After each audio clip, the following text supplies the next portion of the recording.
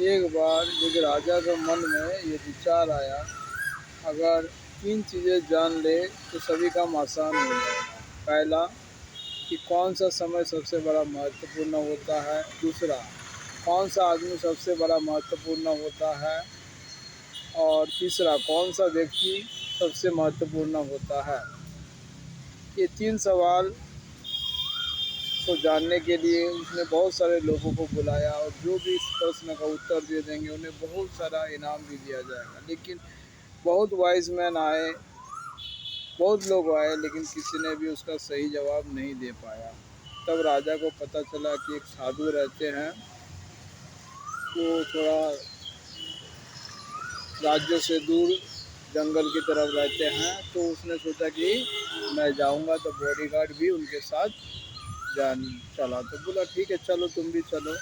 और राजा उस बॉडीगार्ड के साथ वो झोपड़ी में चला।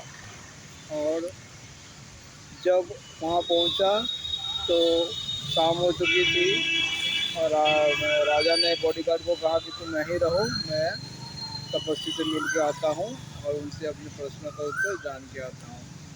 राजा वहाँ गए और तभी तपस्वी अपने ज़मीन को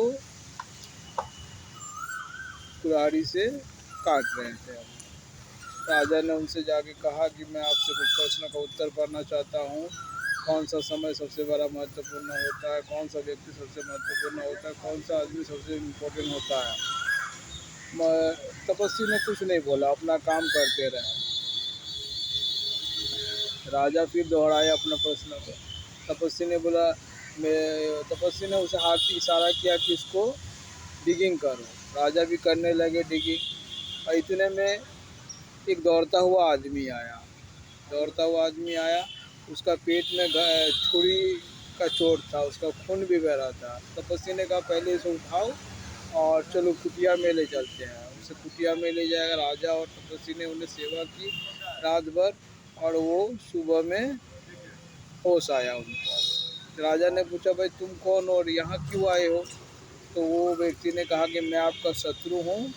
आपके पिताजी ने मेरे पिताजी को कैद कर दिया था, जिससे हम लोग को बहुत परेशानी हुआ था। इसके कारण मैं आपसे बदला लेना चाहता था, लेकिन आपने मुझे जान बचाया। मैं आपका बदला नहीं ले सकता हूँ। आपने आपका नौकर हूँ और आपका सेवक भी हूँ। आपसे जो भी आप कहेंगे मैं आप ही के अनुसार चलूँगा। तपस्वी भी खुश थे। कुछ देर बाद राजा ने फिर अपना प्रश्न को दोहराया। तपस्वी ने कहा तुम्हें तो जवाब मिल चुका है। कैसे, हमको जवाब कब मिला। बोला देखो, जब तुम मेरे पास आए थे तो सबसे बड़ा इम्पोर्टेंट पर्सन मैं था। मेरे लिए काम करना तुम्हारा इम्पोर्टेंट काम था और वो समय तुम्हारे लिए इम्पोर्टेंट था कि तुम उस समय खुदाई कर रहे थे।